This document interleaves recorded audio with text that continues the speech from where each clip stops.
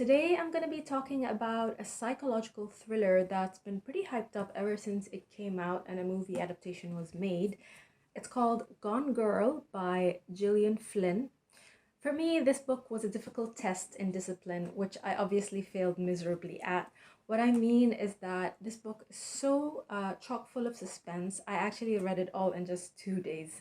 The story revolves around a married couple, Amy and Nick, and how one day Amy, on their fifth anniversary, disappears into thin air. It may seem to start out like a basic whodunit kind of story, except that the author masterfully uses the narration as a tool to put her twist to this kind of story by getting the characters themselves to play with the reader's judgment. The book starts out with an account from Nick's perspective in the present day, and in particular, the moment after his wife disappears. After that, we get a diary entry of Amy's from years back, from when she met Nick. And then it alternates between Nick's unraveling of the events in the present day and Amy's diary entries very gradually working up to the present day. So, in terms of characterization, the first impression one would have of Amy is a sweet, popular, overachieving, friendly woman from New York. She's an only child of 32 with perfectly in love parents, wondering when she will have her happily ever after until she meets Nick at a party. Nick, on the other hand, seems like your average Joe, a charming, laid back Brooklyn party boy, in Amy's words, who seems right off the bat to complement Amy's character. They then run into each other by chance 8 months after the set party, and they get married. Now, as the story progresses, the perfect masks that make up our first impressions of Amy and Nick slowly chip away as we begin to question how reliable Nick and Amy are as narrators.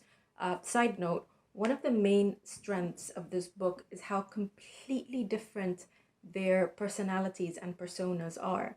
And so we end up delving deep below the surface and to see the very dark aspects of their personalities, especially as they suffer from, a change in fortune and they are faced with challenging circumstances. In particular, Nick loses his job as a writer, and eventually Amy does so as well. After that, Nick decides that they move to his hometown in Missouri because his mom is diagnosed with stage 4 cancer. Amy leaves everything behind and tags along, slowly finding herself deserted, not just in her marriage, but maybe also even physically, as the place feels remote and alien to her. It's worthy of note that there always has been a difference between Amy and Nick in their financial standing. By no means are they on the same footing. And that alone is already a major part of Amy's resentment towards Nick, because once they move to Missouri, Nick uses Amy's money, specifically from her trust fund, to open a bar with his sister Margot. Now, the biggest plot twist comes in the middle of the book when we discover that all of Amy's diary entries up till then are actually fake, and they are part of her elaborate plan to frame Nick for a murder as a punishment for him not only changing as a person, but for cheating on her for over a year. We as readers also begin to somewhat question Nick's innocence, as Gillian, the author, still gives the reader a faint suspicion that it could be him, despite him being the narrator. In other words, he still has something to hide, but we don't find out until later, and that is obviously that he's been having an affair. So now we begin to see the real Amy, the calculating, psychopathic Amy, who meticulously plans every single painstaking detail to perfection. And as much as I personally was led to believe there was at least a 30% chance that Nick was the perpetrator, this doubt just as quickly dissipated when I saw Amy's true colors. The different ways that show how truly vindictive she is to the sickest extreme is how carefully she thinks out every move without any limits whatsoever. The bulk of it, which is what makes up the story, is her planting incriminating evidence that makes Nick look exactly like the perp. So she goes as far as to cut herself and bleed and then clean up the blood sloppily. She fakes her pregnancy by clogging her own toilet, getting her pregnant neighbor to pee in it, and then extracting that urine. She even drinks antifreeze and saves her vomit in the fridge. I mean, she's absolutely psycho, but one has to take their hat off to that level of patience and detail, which is just wild.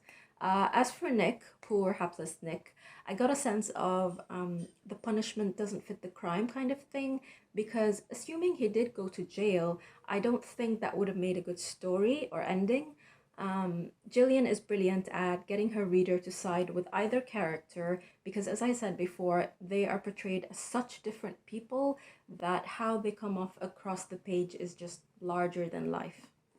The culmination for me is when Nick stoops to her level, resorting to manipulating her into coming back home, prompting her to abandon her initial plan to commit suicide. After seeing Nick practically grovel at her an apology on national TV for his wrongdoings, so very sweetly, Amy decides to come back after all, except that she gets robbed during her hideout period, and so she has to find a way back home with a plausible story.